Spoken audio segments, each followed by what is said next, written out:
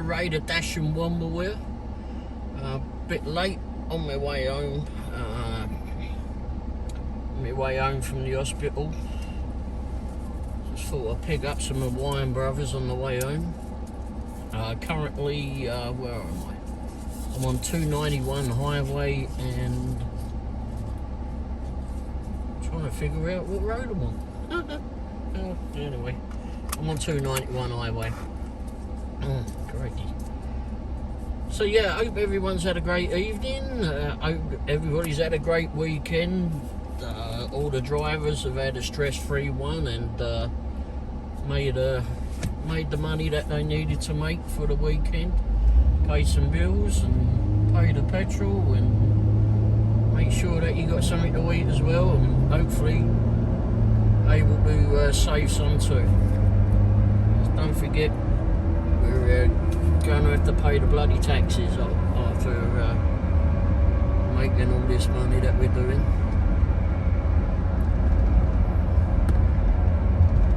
So yeah, I thought I'd give you a different aspect and normally show you going through the country, which we will go through the country anyway, but I'm just coming up,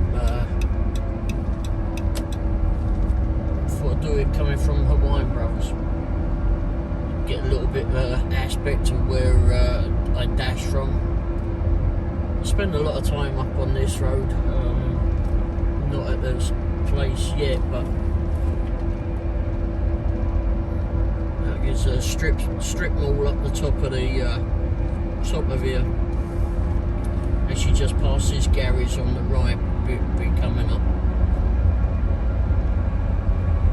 Which I think this one's a Phillips 66, if I remember correct.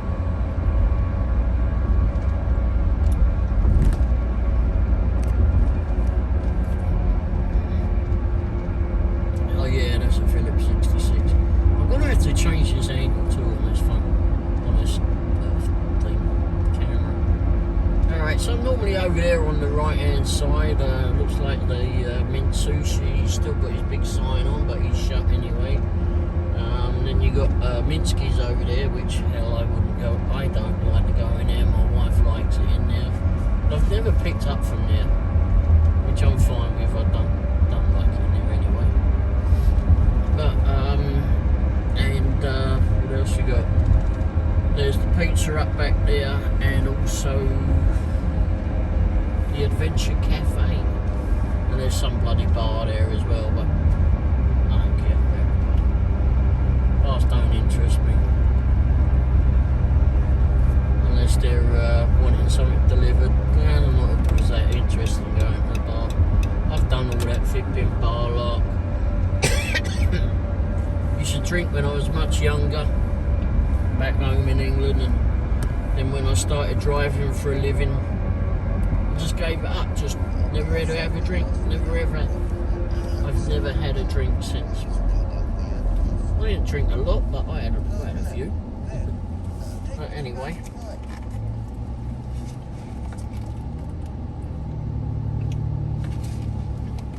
And anyway, if you spent all the hours and miles that I've done on the road,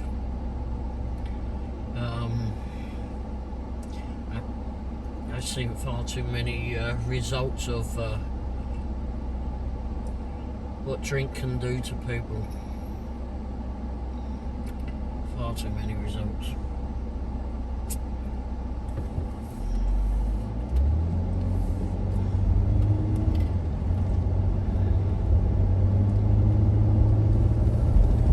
I do miss driving, but especially New Year's and Christmas, mostly New Year's Eve.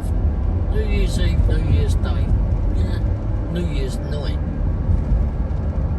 That's the night. That's what I used to love cab driving on New Year's night. Don't know why. Just people just seemed a heck of a lot different, and it seems different back in England too. I mean, people are a bit more looser as well. I mean, they're always on their bloody guard or whatever. Here, it just seems to be odd. That being said, I haven't done too much in the. I haven't done rideshare as like Uber or anything like that. I've done a bit of chauffeuring when I had my old London taxi.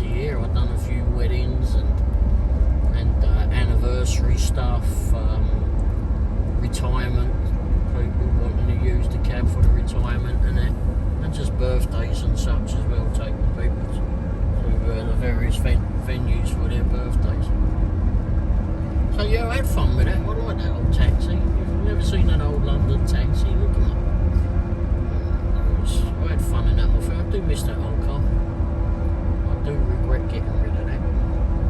But, you know, I spent some money on that old thing, that old beast, and someone else in, where is it, Massachusetts? Oh, in Boston. There was another British bloke, actually, funny enough. He bought it off me, wanted to pay me more than I actually had in the car. So at the time I just said, yeah, okay, I'll go with that. And I sold it to him. I mean, it took a little while, but anyway, yeah, I finally flipping said, yeah, I'll take that. That was because the bid went a bit higher. Funny thing with that car though, people like when I first saw it, I actually saw it on eBay first of all. It was over in Ohio. So I was like, yeah, Ohio. I think it was Ohio. Anyway, somewhere around there. And I bought it off this lawyer or attorney or whatever you call him. And he had like Mercedes and real nice other cars and that, but he said he used to love flipping driving around in the taxi. And anyhow, he decided that he didn't want to sell it when it was on eBay. But I'd gotten his number and that, and I kept ringing him up going, come on, you've got to fill an email, and he's going, come on, I want to buy the darn thing. Anyhow, he finally flipping let me take it off his hands. And it wasn't the money part of it for him. I mean, he had plenty of money. But he just liked the car. And I mean, when I got it, I mean, it wasn't like it had dings and there'd been scratches and there was some rotten panels as well on it. But he didn't care if it. I mean, he had brand new bloody Mercedes. He had two of those, and he just loved driving around in the old taxi, which I thought was quite funny and quite nice actually. But anyway, when I got it, I got it to a place called Hot Rod Express. I'd taken it to various other supposedly custom car people that could do anything and whatever to vehicles, but they didn't want to touch it. It needed some restoration. And really, I mean, it just needed a couple of panels being welding up on it and that. But I took it, and they, like those places that I took it to that say that they do all this stuff, they didn't want to touch it. I don't know why. I think it's because like it was an unusual vehicle for them and they were just scared. So anyway, I took it to Hot Rod Express, drove it over there, saw Mike over there.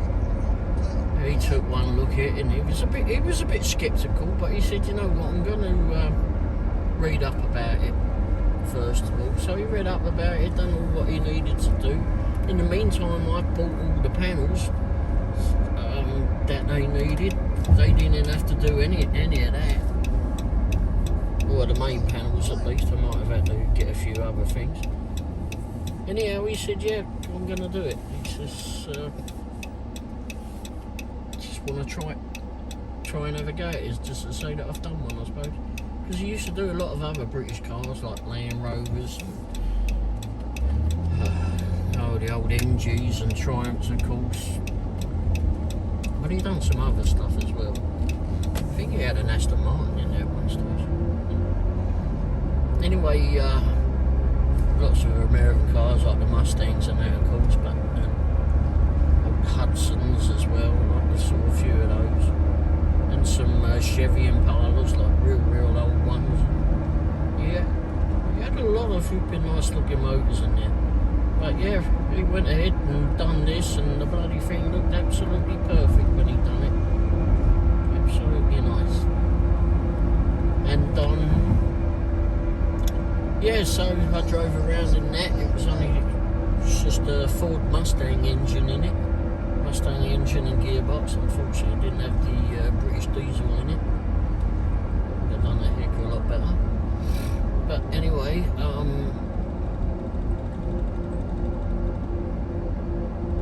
and it was a limited edition one as well, so there wasn't many of that one over here. It was actually 100 of them brought over here. Anyway, so that was, yeah, it was a neat old thing, and I really missed that whole thing. So yeah, that was really the only sort of ride share stuff that I've done here, except for, you know, taking people home from the garages, etc., or picking them up wherever they needed to go, taking them there and back to try and buy a car from the garage. Not really ride share, I suppose, but it's really the only kind of driving of other people that I ever did over here. But back home, I drove a hell of a lot. Hell of a lot. Places back, all I really mostly ever did. Even when I was working in the garages, I would still go out in the evening and do the cab driving and that. I used to like that. I used to like the cab driving. I mean, every now and again you get an idiot to deal with, but it was expected. In some ways, I think it was much more of a community of people that were doing that sort of work. I remember one night, just like maybe about 1, 2 o'clock in the morning. It was pretty late in the morning, and I mean, I only done the night work on the cab driving. I've done chauffeuring too, but I mostly did that in the day. And although I did do some nights, all depending on what they wanted. But the cab driving, it wasn't in an old London taxi. It was in like an everyday vehicle, what they call a mini cab back home, where you can just use any vehicle, any 4-door vehicle. Anyway, this one night I picked up this geezer and was dropping him back home, and he swore that he gave me more money than what he said. Like, he gave me a £50 note or something. I can't remember what he gave for it, and I said no, you didn't. Anyhow, there was a bit of a conflict there going on, so I'd radioed the office, and then the office called me on the mobile, and it was funniest flipping thing. So the office actually called the police to come out. We weren't far from the police station, right? But anyway, and it was in a back street somewhere. Crikey, I can't remember. I'm not sure I'd ever be able to find it again, to be fair. But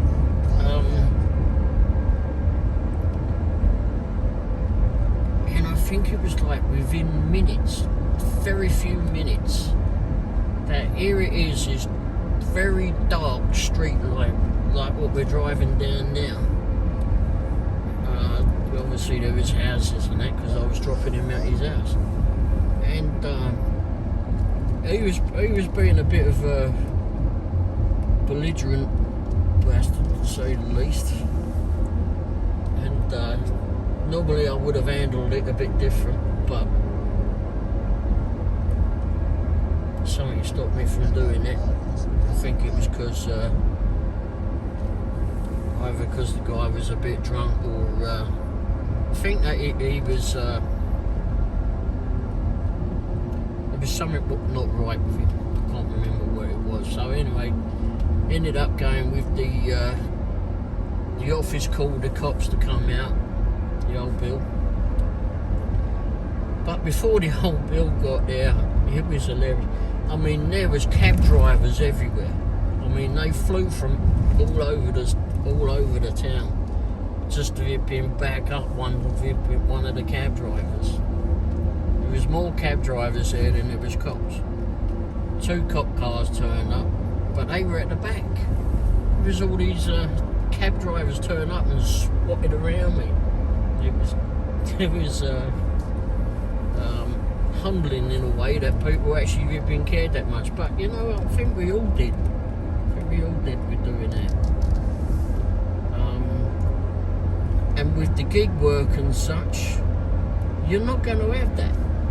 The gig work, because you're not going to be on the radio. You're not really going to be in touch with anyone. You're not going to have a controller there or a dispatcher helping you that way, telling others that there's a problem. Or actually, I mean, we were doing it on the radio, so whoever's on the radio is going to hear what's going on. All the cab drivers were on it, so it was quite humbling in a way at how everybody would stick up for one another and be there for one another. And that's one thing that the gig work, just because how it operates, as regards that you're one-to-one with it, been dealing with it yourself on the phone. No one ever gets to know about it, and you're never going to have that support really, unless you're in contact with other dashers in the area, and that might be something to do. I mean, to have that support. I mean, I was in contact with a guy that was doing dashing. He's not taking the rest from doing it, I think, now, for the moment. He has been for a little while now, but hopefully he's coming back to it soon. And I blew a tyre. I was on my way to a job, and blew a tyre. Had to call into support. They cancelled the order, told me to keep the food, whatever else, or donate it, whatever. Whenever I get the tyre sorted, well, I had to call AAA out, or whoever it was, to come help, because the spare tyre in the van is underneath the middle of the bloody van. So you've got to jack it up some and then scramble under there and get to it. It's quite paining in the bottom area. And anyhow, so while I was waiting for them, they said they was going to be like 3 hours or something ridiculous. And so whilst I was sat there, I was like texting back and forth with this bloke, just generally chatting, and he happened to be zipping nearby where I was, and not too far away from it, maybe a couple of miles or 3. And he came up and helped me do it. By the time the zipping tow truck people arrived, or the bloke come to it, changed the tyre over, we'd already done it. So, you know, if you've got that, I think that would be nice for us to have. I guess we could all go on the local Facebook one and chat to each other that way, but I don't know, there must be a better way of doing it. I mean, when someone goes down, I mean, I know we're all individual and that we all need to earn money, and some people seem to think that we're all against one another and competing against one another, which to me just sounds a load of bollocks. There's something wrong with him. They're just greedy asses. Just be there for people. We're all doing the bloody same job.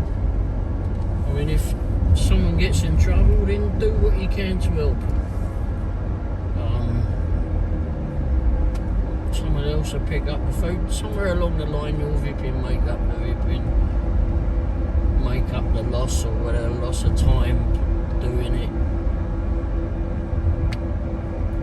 I mean, if you're able to help someone out, then do it.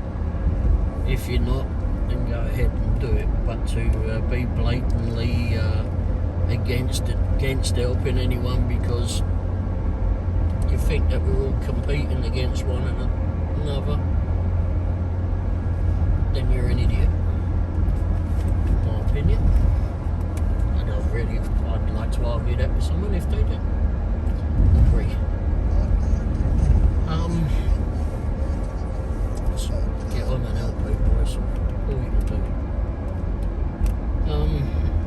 So anyway, yeah, dashing, going back to dashing. I'm wandering off yet again.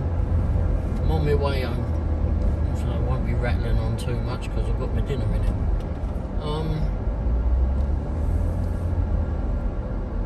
So yesterday I actually did a thing about video about becoming a dasher. Anyone that watches this or got friends that want to become a dasher or whatever, I mean, I think it's a fun job for the most part. I mean, you don't have to be a rocket scientist for the most part of it. You do have to remember places that are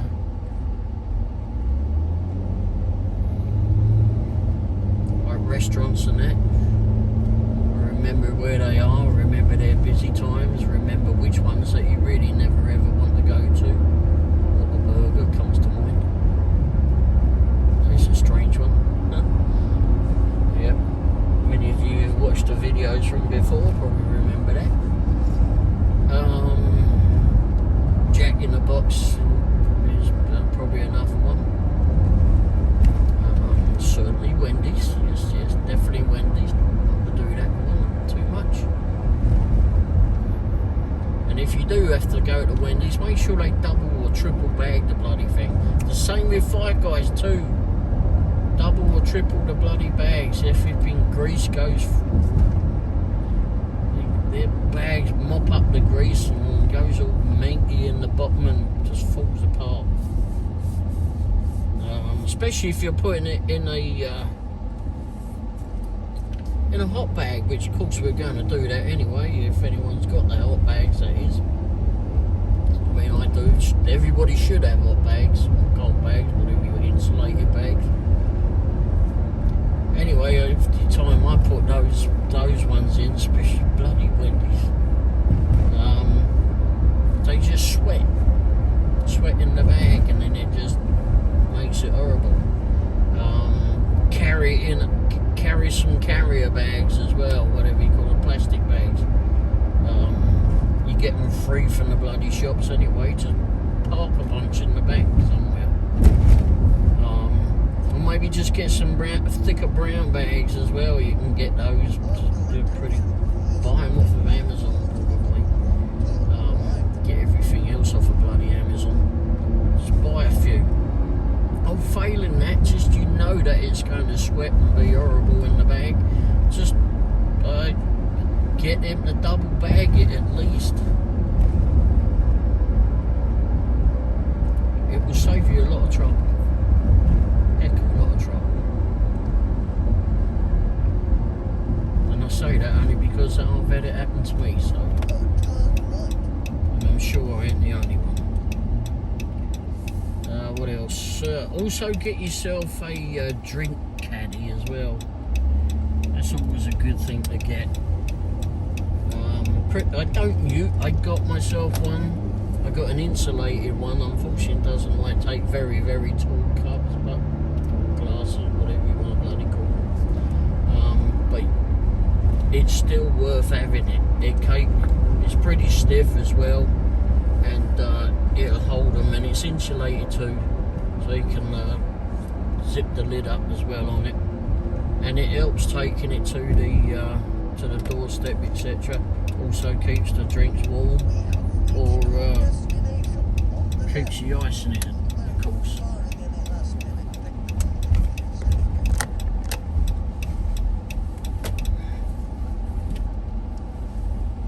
Which is what we want. We want people to be happy when they get their drink. Yeah, I mean, that I've been happy. I mean, it cost me like about $30, $25, $30 or something off of Amazon. I don't use it very often, but the occasions I've used it, it's been worthwhile having. And I mean, I know some of these places, they'll give you that silly little cardboard tray, but that's not, some of those just have to be doubled up. I went to, where was it? Ah, crap, I've got can't remember where I went. Anyhow, they had one of those bloody things, and one of them on their own is not good when you got big drinks in it. You need at least double up on that as well. But sometimes they don't fit in there, and they're a little bit top heavy as well. They don't fit properly in the little cup holder parts of it, or glass holders, or whatever you want to call it. And it just becomes a nightmare to deal with.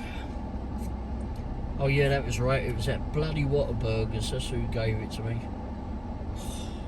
Yeah, bloody ate Whataburger at least something. Fucking horrible place. Anyway, it's too new if you can go downhill that quick. You need definitely some structure there. Anyway, I won't get on that rant. Alright, well, I'm home. My dinner's here. I've got to actually put some drinks in that cup holder thing I was talking to you about. I must remember to bring my Grubhub bag out. I don't think I have to. So, I'm not really sure what this video is about, really. I thought I was going to have something to talk about, but I think I've just been chatting. Just been chatting about ripping any old bloody thing, by the sounds of it. Anyhow, well, hopefully you got something from this. I entertained you somehow. Not sure how. Not sure what you got out of it. Except maybe not to listen to the Dark Brit when he's on his way home. Alright, well, thanks for watching anyway. Hope you've all had a stress-free weekend. All the drivers, you've made some money, you've got some bills paid, you got your petrol paid, you got whatever you needed the money for, and some more on top. And if you're a customer happening to watch this, then I hope you had great service as well over the weekend, and that continues for you. But if you do, as a customer, have complaints about things, remember it's not always the driver's fault. It's not the driver that doesn't put the utensils in your bag. It's not the driver that hasn't put the pickles or the cheese on your cheeseburger, or the onions or whatever it's bloody well missing. As drivers, that's not to do with us. We are not allowed to touch your food. We're not allowed to delve into your bag. The bag should still be sealed, but they don't always do that anymore. Don't know why. Ooh, what's that? That's a big bug.